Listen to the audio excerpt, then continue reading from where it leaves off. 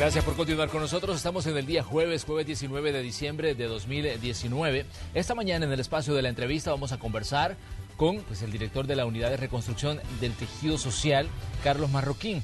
¿Cuáles son los temas que se han desarrollado en estos primeros meses de la administración del presidente Nayib Bukele? ¿Cuáles son los proyectos para 2020? Es de recordar que la Unidad de Reconstrucción del Tejido Social ha trabajado con población de zonas urbanas y zonas rurales. Diferentes proyectos se han desarrollado, está también en marcha el tema de los cubos. Todo eso lo vamos a abordar hoy en este espacio de la entrevista de Hechos AM. Pero vamos a comenzar como siempre poniendo algunos hechos en contexto.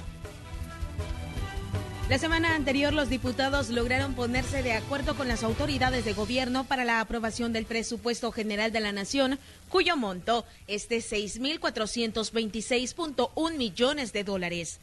Para el director de Tejido Social, Carlos Marroquín, esto demuestra el liderazgo del presidente Nayib Bukele para concertar con las diferentes fuerzas políticas del país. Además, señala que todo el diseño del presupuesto va enfocado en el beneficio del pueblo salvadoreño. Es de mencionar que la Asamblea Legislativa autorizó que el gobierno negocie un contrato de crédito por 91 millones de dólares con el Banco Centroamericano de Integración Económica para financiar la fase 2 del Plan Control Territorial. Con esos fondos, planean invertir 14 millones de dólares para la construcción de cubos bibliotecas, una estrategia mediante la cual acercan a las comunidades los centros de desarrollo integral. En 2020, la Unidad de Reconstrucción de Tejido Social dispondrá de 1.5 millones de dólares del presupuesto general de la Nación para implementar proyectos en comunidades vulnerables donde no viven delincuentes. Esta mañana, en la entrevista de Hechos AM, conversaremos sobre estos y otros temas. Comenzamos. Así es, esta mañana de jueves nos acompaña aquí en este espacio el director de la Unidad de Reconstrucción del Tejido Social, Carlos Marroquín, a quien le damos los buenos días en una mañana un tanto fresca de diciembre. Buenos días, Carlos, ¿cómo está usted? Bienvenido. Buenos días, Manuel, siempre un honor acompañarte en el programa. Gracias por la invitación y gracias a toda la gente que está en sintonía de Canal 12. Muy bien, Carlos, hay aspectos importantes que han ocurrido en estos últimos días. La Asamblea Legislativa ya aprobó el presupuesto general de la Nación para 2020. Además, le dio luz verde al proceso de negociación de esos 91 millones de dólares que van a financiar la fase 2 del Plan Control Territorial. El Plan Control Territorial está en vigencia desde el 20 de junio y esta fase es la fase denominada oportunidades. Para ustedes, desde la Unidad de Reconstrucción, ¿qué significa, digamos, el contar ya con esos avales en cuanto a fondos que pueden permitir el trabajo que han desarrollado en comunidades, ya decíamos, en zonas urbanas y en zonas rurales? Porque obviamente ustedes, su trabajo es más de campo, ¿no?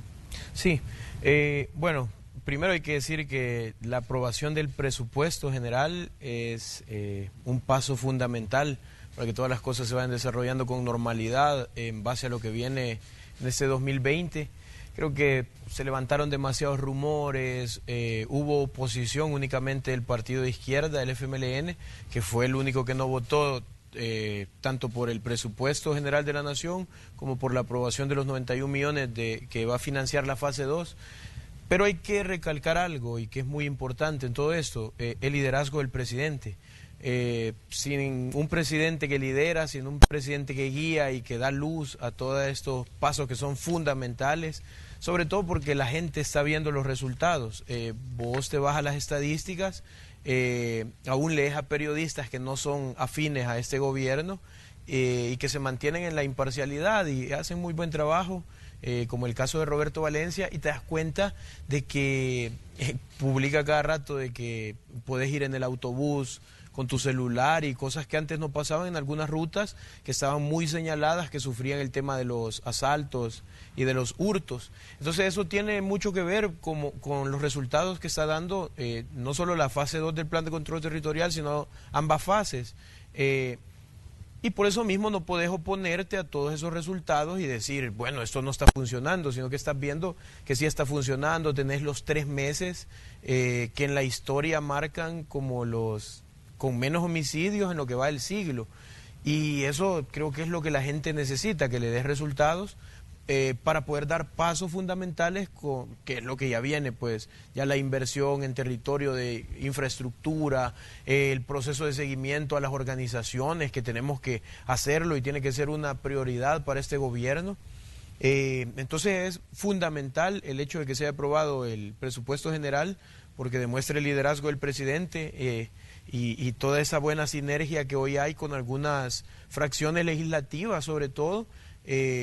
Y bueno, hay que decir que el FMLN sí se opone al desarrollo, pues porque viendo los resultados creo que no puedes decir no, sino que al contrario, tenés que sumarte a la estrategia, porque el más grande beneficiado no es el que anda en una caravana con 10 PPIs, no es el que está en una oficina con aire acondicionado, es el salvadoreño que sale todos los días para sacar adelante a su familia y tiene que andar en el transporte colectivo, tiene que caminar grandes distancias, sale temprano de su comunidad y regresa de noche a su comunidad. Entonces hay que ir pensando en nuestra población, en nuestro pueblo de verdad, y hay que sumarnos a esto. Así que todo es muy bueno, creo que son luces de esperanza y creo que 2020 trae muchas cosas buenas, sobre todo en el tema de oportunidades. Ahora bien, pero digamos, ¿qué dice usted sobre el trabajo con población joven? El FMLN decía que no apoyaba, por ejemplo, el presupuesto porque se ha eliminado, se ha recortado programas que ellos instauraron durante sus administraciones para la población joven. Decían se ha recortado uno de los proyectos que ellos lanzaron, que fue pues Jóvenes con Todo. En su caso, a usted le toca trabajar mucho con población joven que vive en zonas urbanas y en zonas rurales. ¿Qué decirle digamos, ante ese mensaje que se envió desde la Asamblea Legislativa y que tiene que ver pues un poco con el manejo político que se hace de este tema? Fíjate que he visto muy activa a la exdirectora del INJUVE en redes sociales, sobre todo para generar bastante desinformación. Cuando yo vine la primera vez a este programa, bonito temblor, Sí. Cuando vine la primera vez a este programa, hablamos un poco del tema de Jóvenes con Todo, y yo hice la mención que Jóvenes con Todo había financiado no a jóvenes realmente en riesgo, sino que Jóvenes con Todo financió a la juventud del FMLN, a jóvenes que tenían un arraigo político.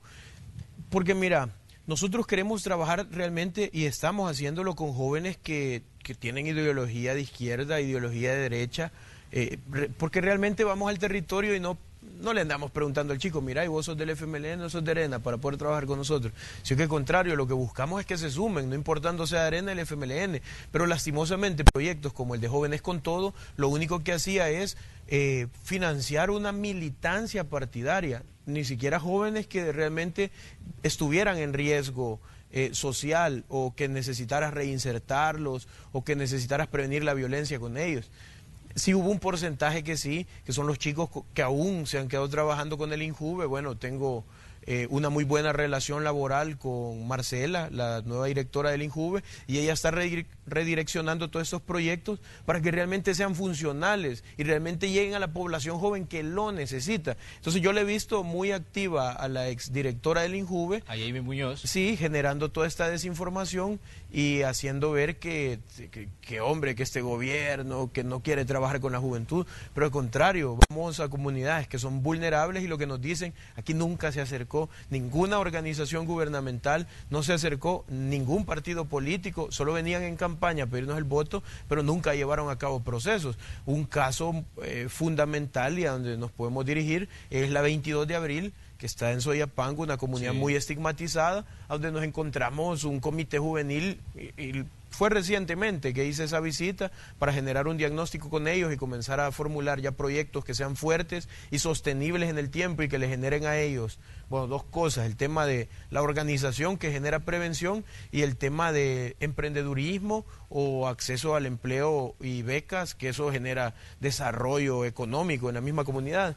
Entonces yo creo que hay que golpear un poco la desinformación y ser claros y francos que ellos gobernaron para su partido político, no gobernaron para toda la población salvadoreña. Entonces creo que un buen consejo es mejor, si no sabes cómo está yendo el rumbo, mejor sentate, observar, analizar qué es lo que se está haciendo. Sin mayor impacto, pero incluso estaba leyendo yo en algunos artículos sobre lo que pasó en la Asamblea y decían que le iban a demandar usted ante la Fiscalía General de la República. Que de hecho es lo que se ha presentado, pero fíjate que cómo la vida da vueltas y cómo cuando realmente vos tratás de honrar a Dios, Dios se pone de tu lado y pelea tus batallas, y eso fue lo único que yo dije una noche antes de ir a esa comisión: Dios, ayúdame y esta es tu batalla. Entonces fui a la asamblea, pasó todo lo que ya hemos venido a hablar en un par de oportunidades acá. Luego se crea la comisión especial porque habían caído en algo inconstitucional, porque bueno, los señores no leen. Aparte, el día martes tenían que sesionar la comisión de seguridad y ni siquiera se presentaron a trabajar. Dicen que el Diablito Ruiz llegó, pero ya cuando todos los técnicos se habían ido, ya no había nadie. Entonces, eso es bien triste porque sesionan para las cosas que a ellos les ponen en tela de juicio, el trabajo que están haciendo, o cuando se sienten aludidos con algún tema, ni siquiera porque la población les interese. Tienen todo el recurso para hacerlo, una bonita oficina, aire acondicionado, tienen como 20 asesores cada uno, ahorita ya tienen el bono navideño y no sé si quizás no se presentaron porque ya comenzaron a disfrutar la fiesta, pero se suspende eso y aparece el tema del testigo criteriado. Y aparece un juicio ya, que a donde el juez, que me parece espectacular, dijo que muchos de ellos tenían que haber estado sentados ahí con los delincuentes que fueron ya juzgados y que le fueron ya imputadas sus penas. Ahí tuvieron que haber muchos de esos políticos de esas dos fracciones, porque fíjate que ayer escuchaba al presidente y dije, súper, qué análisis, porque el presidente tiene razón y quizás a veces no lo pensás y no lo ves de esa óptica. Te vas y haces el análisis de todo lo que presenta el testigo criteriado Noé y de todo lo que presenta la fiscalía y te das cuenta que a través de llamadas telefónicas y a través de fotografías ves que llevaron a delincuentes a un polígono de tiro. Ojo, a un polígono de tiro no vas como dicen ellos, es que yo me reuní con pastores o sea, un polígono de tiro no vas a orar, no vas a leer la Biblia, a un polígono de tiro vas a disparar para saber cuáles son los puntos letales de las personas. ¿Y a quiénes estaba llevando a tirar? No era un entrenamiento policial, era un entrenamiento de delincuentes, de personas que están al margen de la ley y que usan los homicidios para golpear a la población trabajadora. Entonces, estaba llevando a delincuentes a prepararse para dispararle ¿a quién? Al pueblo salvadoreño. Entonces, eso es lo que hacían los gobiernos anteriores.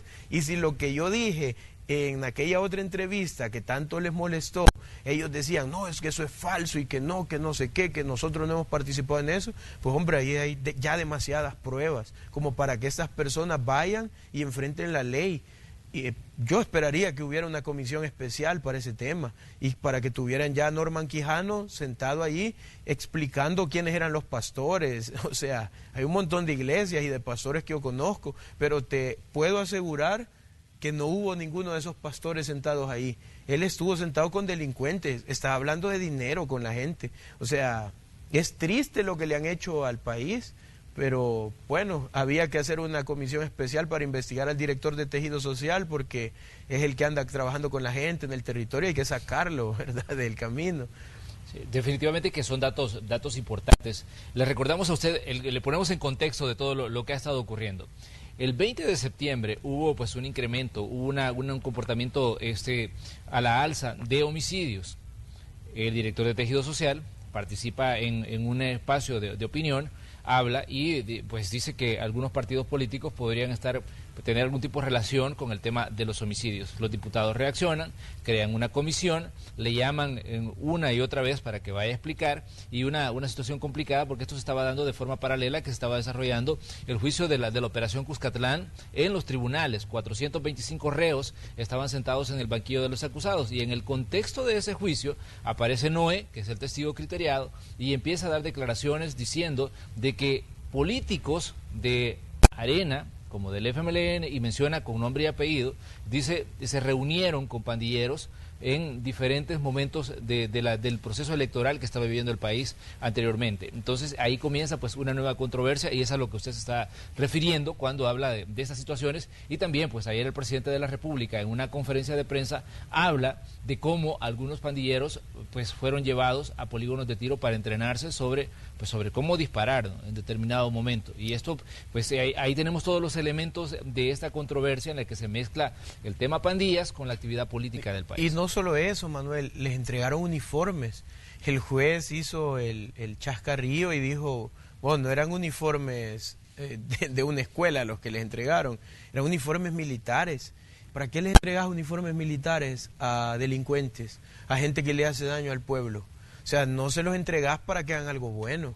No se los entregás para prepararlos y que cuiden a la población, o sea, se los entregás para cometer delitos. Otros aparecen con dinero frente a ellos. O sea, decime, ¿cómo va a ser tan fácil hoy en día abordar el tema de la reinserción?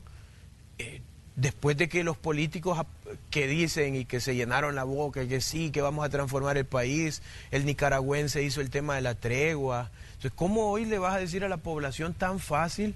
Hay que iniciar a dar estos pasos, después de cómo ensuciaron todos ellos el camino, un camino que haciendo bien las cosas, te lo aseguro que nuestro país estuviera en el tema de seguridad caminando por otro rumbo, por un rumbo bueno, que es el que creo que nosotros llevamos bajo nuestra estrategia de seguridad, pero yo creo que fuese todavía mucho más fuerte si los políticos de estos partidos de Arena y del FMLN no hubiesen ensuciado todo el camino y hubiesen pensado antes de verdad en el pueblo, que en elecciones, que en ganar, que en estar ahí, que en ellos mismos.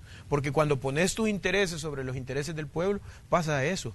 Pones en riesgo a la población y la población no merece que la pongas en riesgo. Merece que te pongas a trabajar todos los días, que salgas temprano, que como hacíamos un chiste por acá con uno de tus compañeros, de muerte, o que estás con los mayores problemas encima.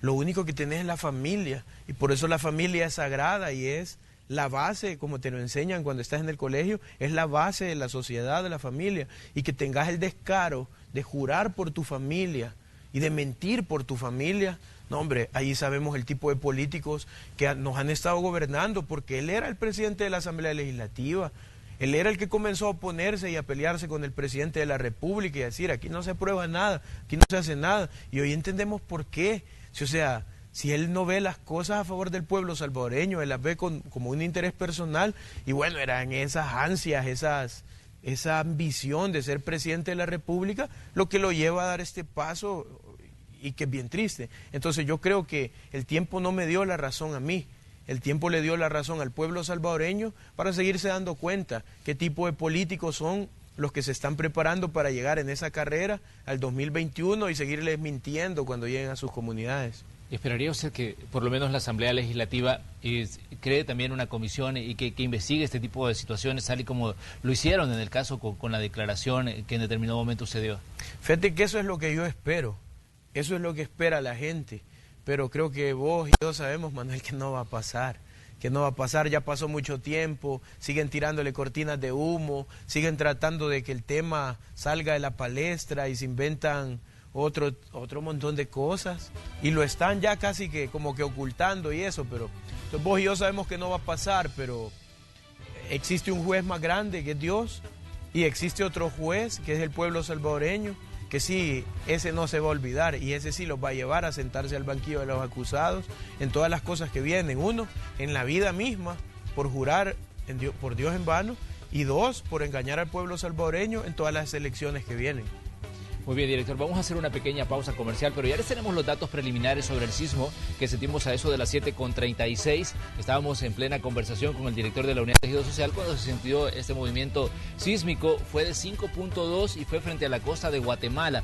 Esos son los datos preliminares que está publicando ya la gente de Sismología del Ministerio de Medio Ambiente y Recursos Naturales. 5.2, ahí le tenemos y le repetimos este dato que está publicando, les decíamos ya las autoridades, los especialistas en temas como estos de sismología, y fue frente a las costas de Guatemala. Vamos a ver cuál es el dato final que da el Ministerio de Medio Ambiente, porque decíamos que es un dato preliminar.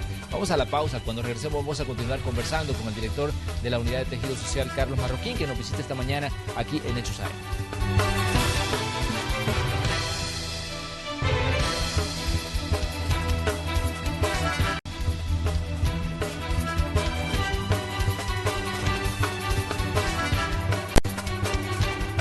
Mañana de jueves 19 de diciembre, esta mañana en el espacio de la entrevista de Hechos AM conversamos con el director de la Unidad de Reconstrucción del Tejido Social, Carlos Marroquín. Estamos hablando de diversos temas que tienen que ver con el funcionamiento, el trabajo de esta unidad que fue creada a partir de la administración del presidente Nayib Bukele.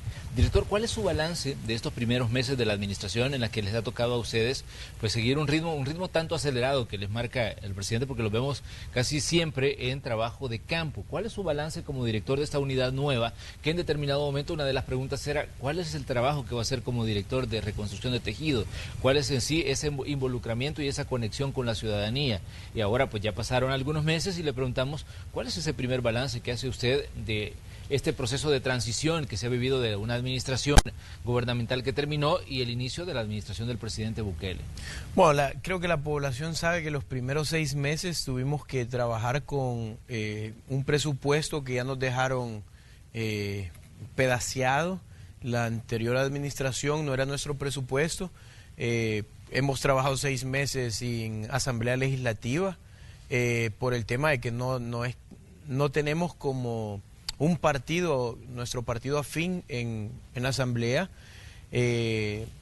pero a pesar de todo esto hemos tenido el respaldo del pueblo. Entonces, si no teníamos lo demás, pero teniendo creo que el respaldo del pueblo, se puede hacer un balance de lo que escuchás de las personas, porque es fácil hablar y decirte, no, nuestro gobierno es el mejor, estamos yendo por el mejor camino, y eso creo que hace cualquiera, pues, por querer ganar adeptos, pero no se trata solo de ganar adeptos, sino de escuchar a la gente, y en lo que nosotros podemos escuchar a las personas, creo que vamos por el camino donde hay que ir, vamos tocando y golpeando los temas que siempre han sido como los más latentes en nuestro país, que son dos, que en lo personal puedo decírtelo, siempre son los dos temas que yo he considerado que son los más importantes y que si los logramos estabilizar y mantener una línea, pues darle al país un verdadero rumbo, es el tema de la seguridad y el tema de la economía.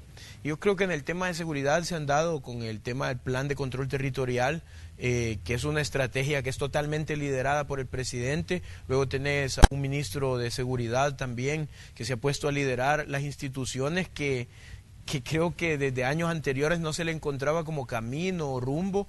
Tenés un ministro de defensa que hace un trabajo espectacular con el tema disciplinario, con todo el tema del Ministerio de Defensa. Tenés a un director de la policía trabajando a la policía desde dos ámbitos, el tema de la persecución del delito y el tema de tener un buen contacto con la población, con la comunidad. Y tenés toda la fase 2, que es la fase que el presidente me encomendó dirigir, a donde tenés aproximadamente, en un principio eran 12, hoy son casi que 16 carteras de Estado, que están en función de acercarse a la población, que están en función de llegar a donde la gente, de hacer un trabajo en equipo para poder darle salida a todas las problemáticas de las personas, porque vas a una comunidad y por el mismo abandono que han sufrido te dicen, mire, aquí no tengo agua, no tengo calles, no hay procesos organizativos, acá no hay becas, acá no hay esto, no hay... Entonces son demasiadas cosas y hay que atender a la población en equipo. Entonces en lo personal el balance que sí te puedo decir que nosotros podemos hacer, y si ponemos la balanza, es que creo que las cosas buenas y la esperanza del pueblo, el acompañamiento de la gente, nos permiten decir que sí, que vamos por el camino correcto y que esperamos que este 2020, ya con nuestro presupuesto, ya poniendo en marcha todos los proyectos y procesos que queremos echar a andar, liderados por el presidente, creo que sí, vamos a darle al país... Yo no quiero mentirle a la población y decirle, miren, en 5 años sí vamos a tener un país de las maravillas, porque es mentira. O sea, venís de 100 años de dictaduras militares, después venís a 30 años después de los acuerdos de paz a gobiernos que se dedicaron a saquear el país y a meter en exclusión a la población. Entonces sería mentirle a la gente y decirle, mire, en 5 años sí vamos a cambiar a todo. Pero yo creo que podemos poner bases fundamentales en el tema de seguridad y en el tema del desarrollo económico de nuestro país a través de proyectos como Surf City, que es un proyecto espectacular y que va a traer mucho turismo, y el turismo genera ese desarrollo económico que necesita toda la zona costera de nuestro país para la generación de empleos, para la generación de nuevas empresas, nuevos proyectos. Entonces todo eso, si lo puedes sumar y si lo puedes establecer, creo que van a sentar las bases para que nuestro país comience a tomar un verdadero rumbo, no un rumbo de personas que se dedican a saquear las arcas del Estado, sino de personas que han venido acá para liderar los procesos y hacer que todas las cosas lleguen a la población. Es que la gente lo necesita, que lo hagamos de esa forma. Me llama la atención cuando dice usted hemos trabajado sin asamblea legislativa y sin un partido afín. En este caso, el trabajo de Gana, ¿cómo lo evalúan ustedes, digamos, el trabajo de Gana, que al final pues es el partido de gobierno actualmente, ¿no? Bueno, sí es el partido de gobierno, pero vos sabés que nuestro partido es Nuevas Ideas. Entonces, y son dos partidos distintos. Pero hay que decir que en Ghana existen... Es que mira, no, si yo te digo que toda la asamblea es mala, o sea, estoy mintiendo. También hay muchos diputados buenos en Arena, hay muchos diputados buenos en Ghana. Hoy ves, por ejemplo, a Mario Ponce liderando la asamblea con carácter, como hay que hacerlo, pero tomando acuerdos que benefician al país. Entonces también, bueno, el coronel Almendares, que en el tema de seguridad siempre hace tiene muy buenas ideas y es una de las personas que yo admiro por todos los años que tiene, por el conocimiento, por todo lo que él aporta en ese tema. Entonces, si yo te digo que toda la Asamblea Legislativa es mala, también yo estoy cometiendo un error. Hay muchos diputados que son buenos, dentro de esos están los de Ghana, que se pusieron desde que el presidente asumió en disposición de hacer las cosas bien. Pero sí hay que decirlo, o sea, de Nuevas Ideas no tenemos diputados que estén ahí, pero sí tenemos el liderazgo del presidente, y el presidente está haciendo acuerdos, bueno, si no lo ves, tomando acuerdos y decisiones con las dos potencias más grandes del mundo, con Estados Unidos y con China, y con ambos consiguiendo acuerdos que benefician a nuestro país y a nuestra población.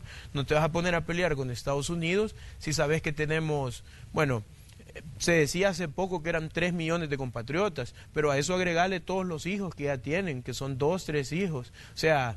Hay más de 6, de 9 millones quizás ya de salvadoreños en Estados Unidos, y te vas a poner a pelear con el país que tiene a tus compatriotas allá, o sea, no puedes hacerlo.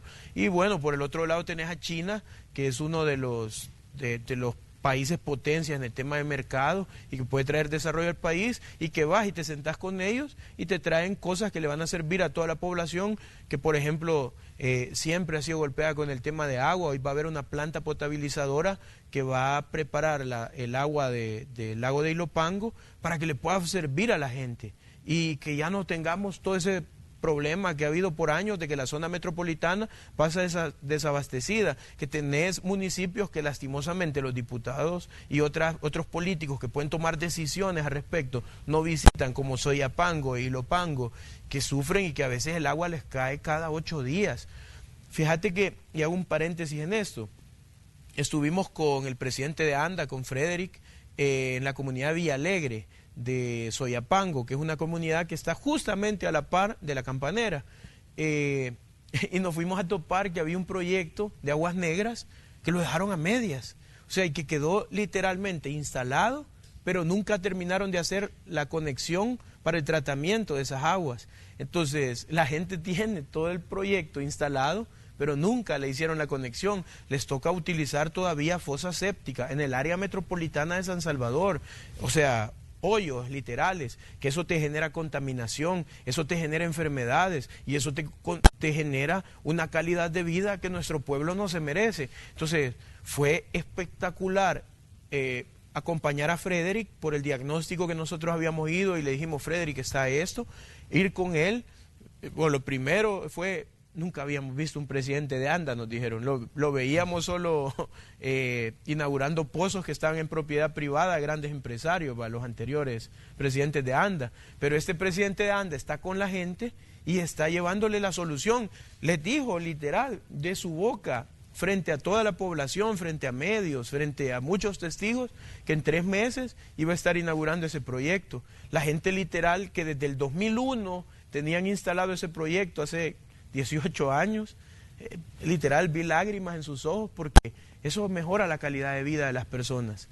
Entonces, a pesar de que no hay correlación, pero sí tenés un presidente que está liderando, y tenés también funcionarios en este gobierno que se han acercado a la gente, y que la misma gente hace esa presión de que quieren ver cambios en esta sociedad. Así que bueno, regresando al tema, para cerrar ese paréntesis, si hay diputados que son buenos y que están apoyando al gobierno, tomando acuerdos de país que benefician a las personas, que benefician al pueblo, no que benefician a funcionarios, no que benefician al presidente, no que les beneficien a ellos, sino al pueblo.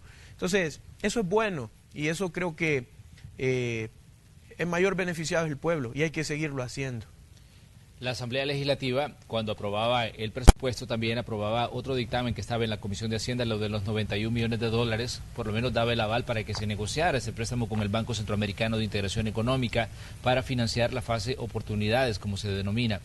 Dentro de la discusión que se dio sobre esos fondos, de esos 91 millones de dólares, algunos legisladores decían, miren, seguridad pública es un mero observador dentro de ese dinero y que al final decía son fondos que pues lo que uno de los puntos que ellos enfatizaban era que se nos dé las explicaciones sobre el uso que se va a dar esos fondos.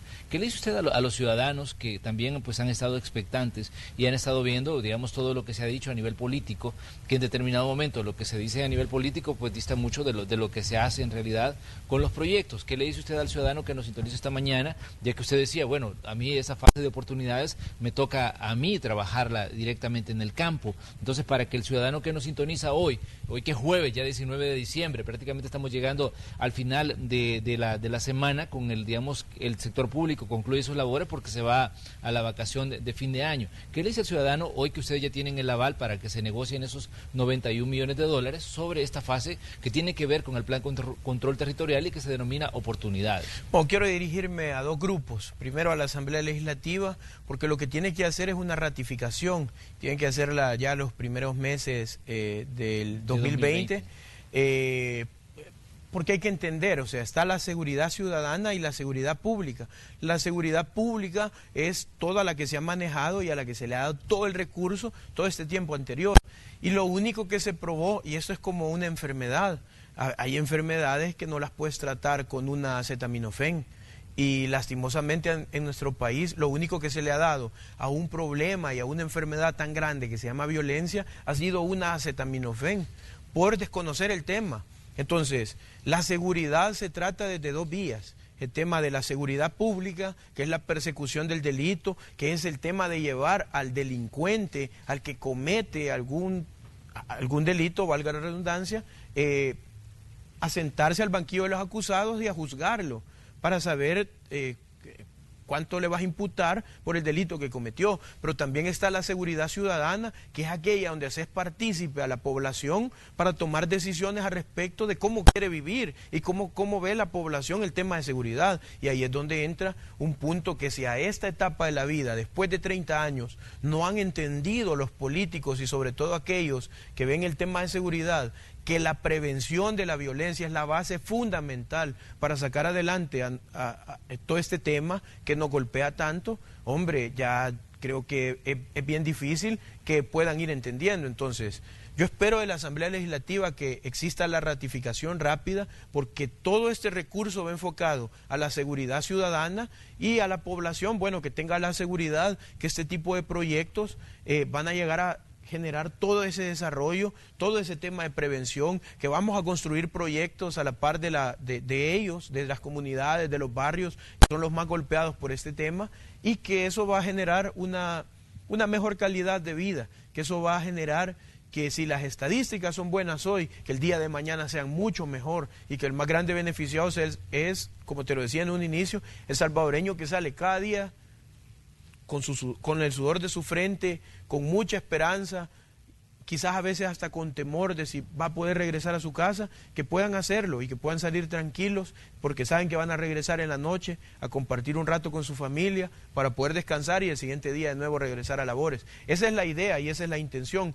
Lo estamos demostrando con fondos reorientados, no con los fondos de esta fase 2, que todavía falta la ratificación, pero ya estamos haciendo muchos procesos, ya estamos llevando a cabo mucha infraestructura, y sé que a la población le va a servir y que la gente va a comenzar a ver los cambios este año que viene.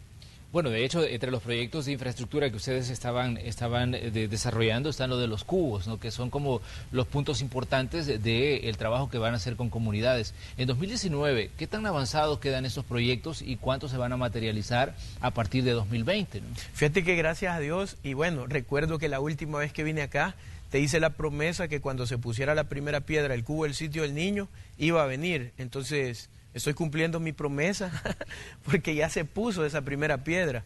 Fue, mira, un evento muy lleno de sentimientos, de emociones. Creo que no pasa muy a menudo que vas como funcionario y que todo se te carga de emociones y y que se hace como mucho más íntimo el momento, pero pasó eso en el sitio del niño. El sitio del niño, bueno, hablamos en aquel entonces que había fallecido Rigoberto Orellana a causa de la violencia en nuestro país, un chico que, bueno, cuando estábamos poniendo la primera piedra de ese cubo se contaron muchas historias de él. El papá nos leyó literal historias que envían sus compañeros de universidad al WhatsApp aún de Rigoberto, porque están escribiendo un libro de todas las memorias e historias de Rigoberto, un libro que va a estar en todos los cubos. Que lo vamos a hacer con el apoyo del INJUVE y con el apoyo del Ministerio de Cultura. Y contaban historias fenomenales como que decían los chicos, ¿y ahora quién nos va a ayudar con los refuerzos académicos para la PAES? ¿Ahora quién va a estar en el centro escolar Bedout, que es el que está ahí en el sitio del niño? ¿Y quién nos va a ayudar? ¿Quién nos va a enseñar matemáticas como lo hacía Rigoberto? Creo que nadie, decían. Entonces, había muchos jóvenes derramando lágrimas, fue un momento muy íntimo y cambiamos mucho la forma en cómo se hacen, creo que este tipo de eventos, porque usualmente se llega a estos eventos por una foto y así nos enseñaron todos los funcionarios que hay que ir a poner la piedra para la foto y hay que subirla y hay que potenciarla porque con eso ganamos adeptos políticos. Nosotros queríamos de verdad acompañar a la familia de Rigoberto y honrar la memoria de él, así que no fuimos nosotros quienes pusimos esa primera piedra, sino que fueron sus padres. Y fue un momento muy bonito, muy lindo. Estamos avanzando ya en esa parte. Estuvo la comunidad acompañándonos, estuvo la municipalidad que también se hizo presente, que es importante que llegue. Estuvo la escuela a través de sus autoridades, el director, el subdirector y muchos de sus maestros. Estuvo la banda de paz. Entonces fue un momento muy íntimo. Vamos avanzando, lo vamos haciendo bien. La gente se quedó muy feliz, a pesar de que hay otros temas que golpean al sitio del niño, y tú y yo los conocemos, temas medioambientales, temas de pobreza, temas de infraestructura, pero creo que el cubo lleva toda esa esperanza inmersa, y es como esa gota que cae y que se esparce con muchos más proyectos de desarrollo. Superamos ya un impasse que había con la Municipalidad de Santa Ana, y que gracias a Dios se puso en la disposición de apoyarnos en toda esa parte. Ya se otorgó el permiso de construcción, ya solo estamos haciendo el otorgamiento a la empresa constructora. Bueno, lo hace el Ministerio de Justicia y Seguridad Pública, porque ahí están los fondos que estamos reorientando. Luego está el cubo de la IBU, que es un cubo también, una deuda que nosotros teníamos desde la municipalidad. Y te cuento un poquito el contexto, porque son cubos que son muy importantes, son proyectos que van a generar mucho desarrollo, y el de la IBU de manera especial, porque cuando nosotros presentamos el cubo que ya existe, el de la Iberia, también se presentó el de la IBU, pero el Consejo Municipal, en ese entonces el presidente era alcalde todavía de San Salvador, Arena y el FMLN se opusieron totalmente a ese cubo, a la construcción de ese cubo. Entonces ya no pudimos hacerlo, no contábamos con la correlación del Consejo Municipal porque el presidente ya había sido expulsado del partido que estaba casi a punto de desaparecer ya, el FMLN, pero nos comprometimos y les dijimos, no sabemos cómo, no sabemos de dónde, pero un día vamos a construir ese cubo, un día ese cubo va a estar acá. Y la colonia IBU ha estado como muy expectante, apoyándonos en los procesos, dándole seguimiento, recordándonos a cada instante. Miren, no se les olvide que lo prometieron y hoy que son gobierno, háganlo. Entonces, de lo primero que se ha hecho es reorientar fondos y ya están los fondos, ya está el recurso. Ya también solo estamos esperando superar, que OPAMS, que es liderado por el alcalde de San Salvador, nos ayuden para entregarnos el permiso de construcción y que podamos ya también echar a andar ese proyecto en el Distrito 5 de San Salvador, en la colonia IBU. Y así, bueno, ya está, por ejemplo, estamos trabajando muy bien con el alcalde de Soyapango, porque ahí hay 2 cubos más que se van a construir con fondos reorientados, que es el de Amatepec y el de La Campanera. Entonces ya también estamos como en todo ese proceso, el recurso ya está, el fondo ya está, entonces hay que echarlo a andar. El otro, que es el que me salté, es el de la Emanuel en Santa Ana, que te comentaba que ya se superó el impasse. Estuvimos hace 2 días en la Emanuel celebrando Navidad con los niños, con la comunidad.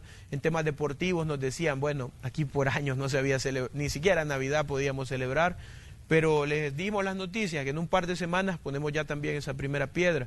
Así va avanzando también el de San Miguel, porque en San Miguel vamos a construir uno, así va avanzando el de Conchagua, si no me equivoco.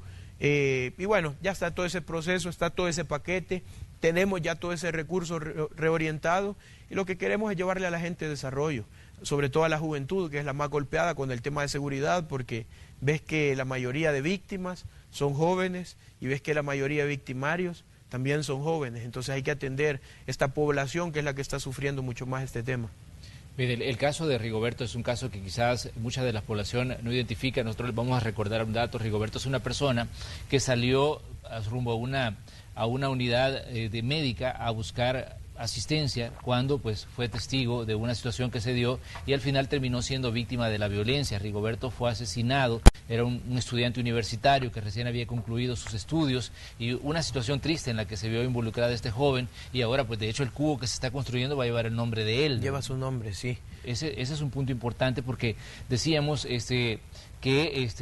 hablamos de una persona que fue víctima de la violencia, una persona que pues un nosotros ingeniero. recogimos información sobre él y como decía usted, hay mucha gente que pues se lamenta de lo que ocurrió porque pues era una persona que tenía un futuro por delante, una persona que tenía pues una visión y lastimosamente esa visión fue cortada por situaciones de violencia y que es importante que conozcamos a estas personas porque de pronto solo hablamos de las estadísticas de muertos, pero si ya les ponemos rostro a esas estadísticas encontramos casos como el de este joven, ¿no? Rigoberto. Sí, que es un caso, era un chico muy brillante, con muchos sueños, con mucha esperanza, un ingeniero ya, graduado de Ingeniería Eléctrica de la UCA. Entonces, bueno, que él quería llevar mucho desarrollo a su comunidad, pero hay que decir, no se cortó. Yo creo que lo que hicieron es convertir a Rigoberto en el desarrollo de su comunidad, porque creo que es un caso muy emblemático, un caso que nos llena a nosotros, como te dije, de muchas emociones, de muchos sentimientos, y hay que estar ahí, pues hay que estar en el terreno para entenderlo. Y pues nada, el sitio del niño debe entender que mucho del desarrollo que va a comenzar a llegar a ese lugar es gracias a la memoria de Rigoberto, y entonces él sigue como ahí, estando presente en el lugar, quizás no en físico, pero sí a través de todo el desarrollo que yo sé que él quería llevar a ese lugar. Ahora bien, ¿cómo manejan ustedes la situación de los jóvenes en comunidades como la IBU? La IBU sabemos que ahí, pues, en determinado momento fue noticia porque ahí se lanzó un plan de represión contra la violencia, un plan mano dura, cuando gobernaba pues el presidente Francisco Flores. En el caso de La Campanera sabemos que también es otra comunidad que se volvió noticia no solo en El Salvador, sino solo a nivel internacional también, por situaciones que ahí ocurrieron cuando estaba la efervescencia de las pandillas. Incluso se hizo un documental ahí, que al final el que hizo ese documental pues es el periodista que terminó pues muerto, el periodista franco-español que fue asesinado aquí en El Salvador también. En determinado momento todas estas colonias y estas comunidades están estigmatizadas por las situaciones que se dieron e incluso pues sabemos que hay mucha gente que tal vez no está involucrada en situaciones de violencia pero vive ahí y eso pues les alcanza el estigma que en determinado momento se les pone a lugares que son marcados por hechos de violencia. Fíjate que ambos lugares, de hecho, y te voy a contar como toda esta parte porque a veces la gente lo desconoce, ambos lugares, tanto la IBU, La Campanera y la Iberia, que es nuestra comunidad emblema, las tres sufrieron el tema de documentales. En la IBU, una cadena muy importante inglesa, vino e hizo un documental sobre también las pandillas. Lo mismo pasó en la Iberia, que un canal y una cadena muy importante de Estados Unidos también vino e hizo un documental que se llama Maras, una amenaza regional. Y bueno, lo mismo pasó en La Campanera. Entonces, los tres lugares que aparte tienen como pandillas distintas, sufrieron mucho estigma y se les señaló tanto y se les puso el color de que en ese lugar solo había gente mala y punto, y que lo único que merecían sufrir era represión y persecución. Entonces, cuando vos te das cuenta que podés ir a esos lugares y que encontrás gente buena, que encontrás jóvenes con mucha esperanza, con muchos sueños, jóvenes que están haciendo todo el esfuerzo por salir adelante, vas por ejemplo a la IBU y te das cuenta de que en ese lugar no solo hay gente mala, sino que hay deportistas Hay, por ejemplo, caricaturistas muy famosos como Rus, que es de ahí, de ese lugar, ahí nació, ahí creció. Bueno, ves que en la IBU también, ahí nació la ministra de Cultura, Sueci Callejas. Entonces, cuando ves toda esa parte, te das cuenta que hay buenas personas en el lugar, que hay gente que quiere trabajar por el desarrollo. Tenés que buscar a esa gente y decirle, acá está el Estado para acompañarle, ¿no?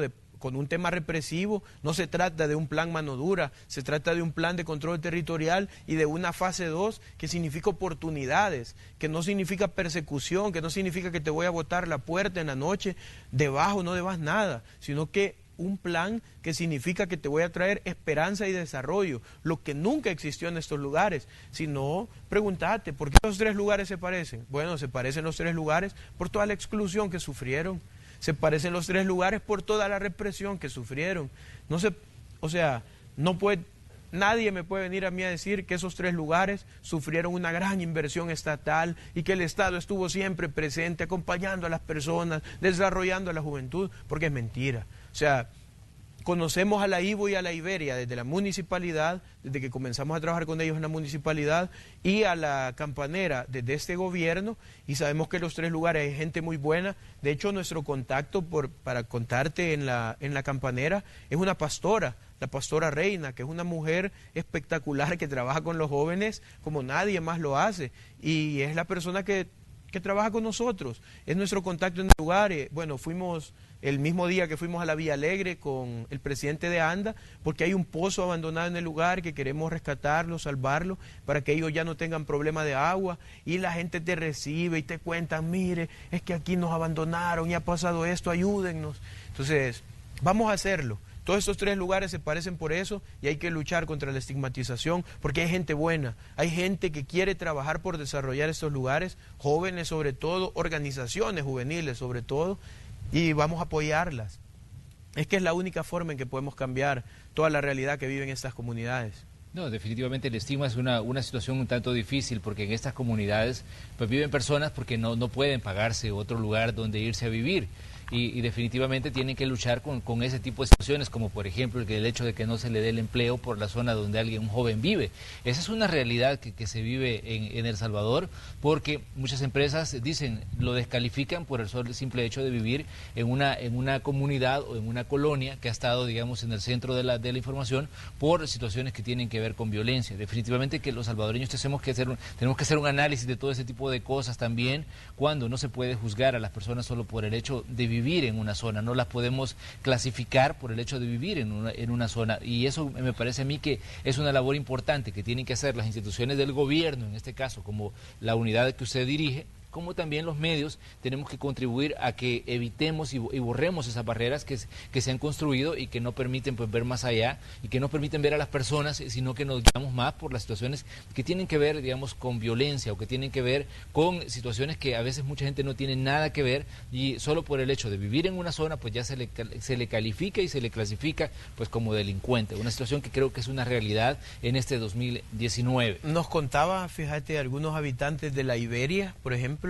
que para poder conseguir el trabajo que tienen, en el que ya están por muchos años, tuvieron que cambiar la dirección de su documento, de su DUI, porque sabían que si llegaban a ese lugar y decía Comunidad Iberia, no les iban a dar el empleo. Entonces es muy triste que tengas que avergonzarte, que tengas que ocultar el lugar de donde sos, cuando al contrario, si estas comunidades tuvieran desarrollo. Bueno, hoy escucho, por ejemplo, a los chicos con los que trabajamos del Comité Juvenil de la Comunidad Iberia, y vos ves que andan hasta camisas que dice Comunidad Iberia, que se sienten orgullosos de ser ahí, por ser una comunidad emblemática del presidente, pues. Entonces, creo que a la gente hay que llevar a esas comunidades ese tipo de esperanza, y ese tipo de esperanza de que se puedan sentir orgullosos del lugar de donde son. No lo podemos llevar solo nosotros como Estado, tal cual tú lo decías.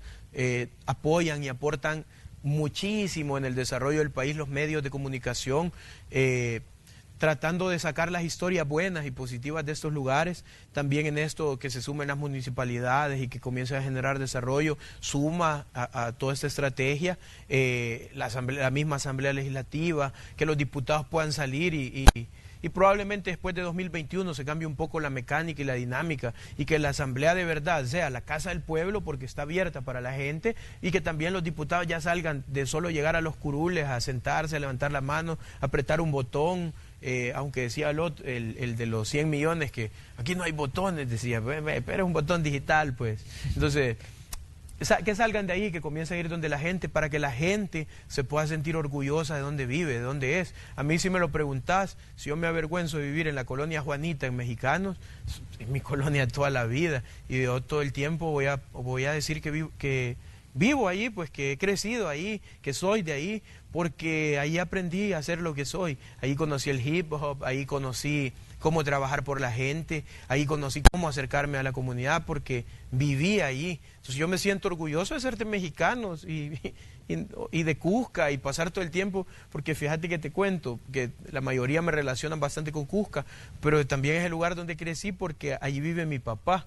Entonces con mis abuelos yo vivía en Mexicanos, pero usualmente pasaba más con mi papá y mis hermanos. Entonces son los dos municipios donde yo he estado toda mi vida y no te voy a decir que me avergüenzo de ser de ahí, al contrario, son municipios muy bonitos, que tienen mucho potencial, que tienen gente muy bella, mis vecinos son espectaculares y pues nada, creo que a la gente hay que enseñarle eso, que se siente orgulloso de decir yo soy de la Ibu, yo soy de la Campanera, yo soy de la Iberia, yo soy de las Margaritas, yo soy de la San José, yo soy de la Milagro de la Paz, yo soy del Emanuel, o sea, pero eso lo hace llevando desarrollo, acompañando a la gente y creo que eso es muy valioso.